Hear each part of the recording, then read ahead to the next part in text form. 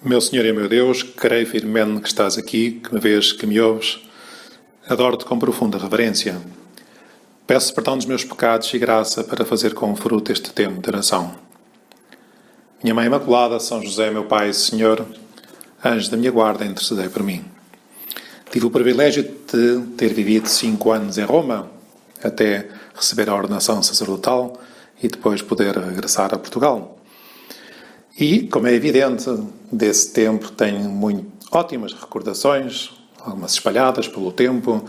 Os dias foram parecidos uns aos outros, mas há um dos dias muito bonito, de que me recordo bem, que foi o dia 26 de abril de 2009. Ainda não era sacerdote, ainda era um leigo, já estava perto da minha ordenação diaconal. Mas ali estava eu, e conto isto, estava eu na Praça de São Pedro, junto ao altar, que está cá fora. Nessa altura estava o Papa Bento XVI à frente da igreja. E por que conto isto? Porque hoje é dia 6 de novembro, dia memória, festa do Santo Condestável de Dom Nuno Álvares Pereira, um grande santo português, Nuno de Santa Maria, que hoje a Igreja Portuguesa e Universal, mas em concreto em Portugal, celebra. E quem foi? Acho que nós temos que conhecer os santos. Estamos no mês de novembro. Ainda há poucos dias tivemos a memória de todos os santos. E pensar também que, se queremos ser santos, um dia também, Nosso Senhor vai nos chamar à sua presença, ou seja lá, queiramos lutar nesta vida por sermos santos, e para isso também pode ajudar-nos não só a conhecer, em primeiro lugar, conhecer a vida de Jesus, é o nosso modelo, ele é o caminho, a verdade e a vida, mas conhecer, e por que não, esses modelos que a Igreja nos coloca para que, olhando para eles, possamos tirar algumas inspirações, alguns exemplos para a nossa vida. O Nuno Álvares Pereira nasceu em Portugal no dia 24 de junho de 1360.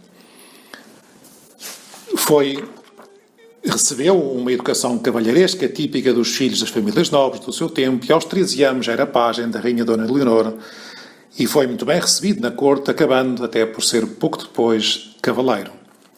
Aos 16 anos, vejam lá, aos 16 anos, tão novinho, já está casado, por vontade do pai, com uma jovem e rica viúva. Pelo menos era rica, já não era mau. Suponho que seria bonita também, assim espero. Chamava-se Dona Leonor de Alvim.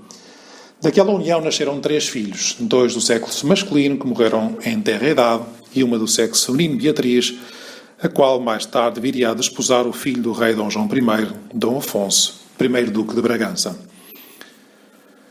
Quando o rei Dom Fernando I morreu, em 1383, sem ter deixado filhos varões, o seu irmão, Dom João I, mestre de Avis, viu-se envolvido na luta pela coroa lusitana, que lhe era disputada pelo rei de Castela, por ter desposado a filha do falecido rei.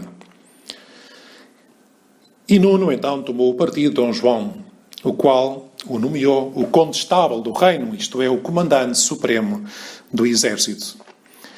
E foi Dom Nuno quem conduziu o exército português repetidas vezes à vitória até se ter consagrado na famosa Batalha de Aljubarrota, no dia 14 de agosto de 1385, a qual acabaria por determinar a resolução do conflito favorável a Portugal. Mas esses dotes militares de Dom Nuno eram acompanhados também por uma espiritualidade sincera e profunda.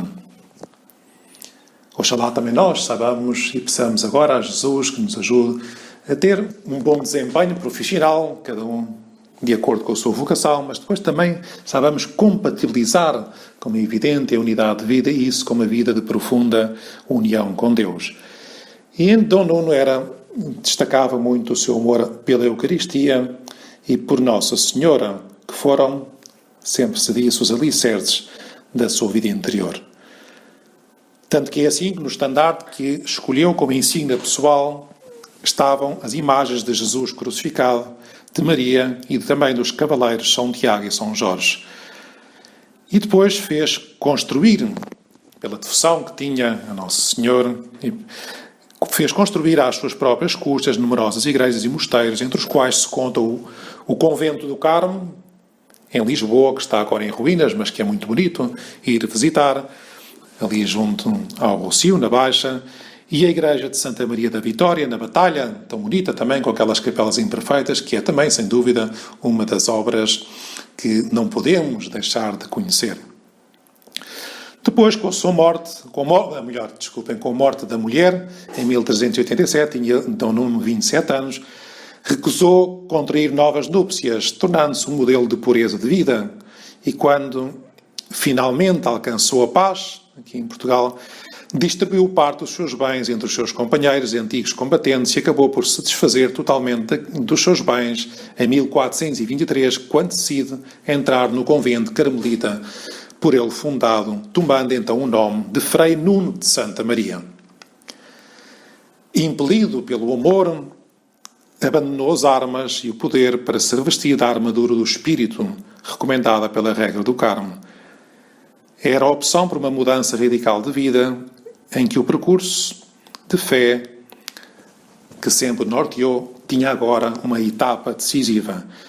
O condestável do rei de Portugal, o comandante supremo do exército e o seu guia vitorioso, o fundador e benfeitor da comunidade carmelita, recusou ao entrar no Carmelo todos os privilégios e assumiu como própria a condição mais humilde, a do frade Donato, dedicando-se totalmente ao serviço do Senhor e de Maria, que tomou por padroeira, e depois pôs ao serviço dos pobres, nos quais quis sempre reconhecer o rosto de Jesus.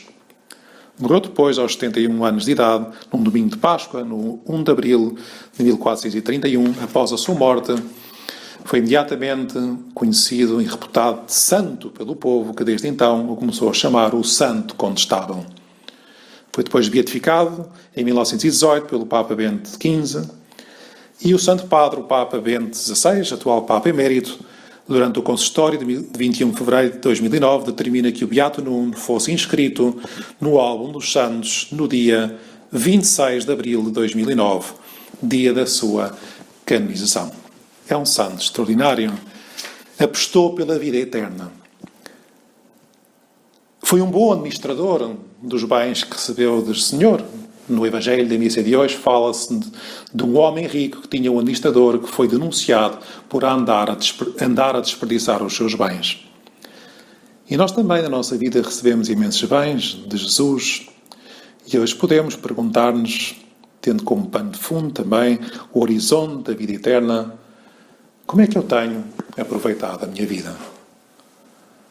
Os bens que recebemos, a vida, a fé, a educação, a família, o dinheiro também, as amizades que temos, até que ponto é que servem apenas para meu usufruto ou se estão ao serviço da Igreja, ao serviço dos outros. Não podemos ser administradores infiéis. Temos que ser, o Evangelho, e pedimos a Jesus ajuda, filhos da luz. O Senhor diz, os filhos deste mundo são mais espertos do que os filhos da luz. Às vezes é verdade, os filhos deste mundo parecem mais espertos, porque se desenrascam, porque têm formas mais espertalhonas de alcançar os seus fins, mas há uma forma melhor de viver nesta vida, que é ser filho da luz, que é filho da sabedoria, deixar-se levar, guiar pela luz de Deus Nosso Senhor. Pela verdadeira sabedoria que nos ajuda a decidir bem, como o São Nuno de Álvares Pereira, a lutar por alcançar as coisas que Deus nos pede. Ao fim e ao cabo, se pensarmos bem, só temos uma vida. São Nuno de Álvares Pereira, tendo todo o dinheiro ao seu dispor, um prestígio extraordinário, decidiu pôr tudo de lado para se dedicar a servir os pobres em Jesus, para se entregar a uma vida de oração. Nós certamente não temos tantos dons e tantos bens como São Nuno de Álvares Pereira, mas alguns sim que temos. E é provável que na maioria dos casos também Deus não nos peça que entreguemos tudo, mas alguma coisa sim que nos pede, e pede-nos que ponhamos aquilo que temos ao serviço do Senhor. Que apostemos pela vida eterna, que saibamos na nossa vida olhar para o céu, deixar-nos iluminar por essa luz que é Jesus. Pede a Jesus, vamos pedir a Jesus hoje, luz para acertar. vale a pena. Vale a pena decidir bem. Hoje queremos pedir a Jesus ajuda para decidir bem em todo na nossa vida, mas em concreto nas opções mais importantes da nossa vida, que saibamos, como São Nuno, decidir bem, fazer as coisas bem feitas, apontar sempre para o céu e ao mesmo tempo também, e agora pedimos ao terminar este tempo de oração, pedimos a Nossa Senhora que nos ajude naqueles momentos em que decidimos mal e tantas vezes nos enganamos no caminho que nos conduz ao céu, é que saibamos retificar, que saibamos pedir perdão com humildade e recomeçar e empreender de novo o caminho que nos leva ao céu. Dou-te graças, meu Deus, pelos bons propósitos, afetos e inspirações que me comunicaste nesta meditação. Peço-te ajuda para os pôr em prática. Minha Mãe Imaculada, São José, meu Pai, Senhor, anjo da minha guarda, intercedei por mim.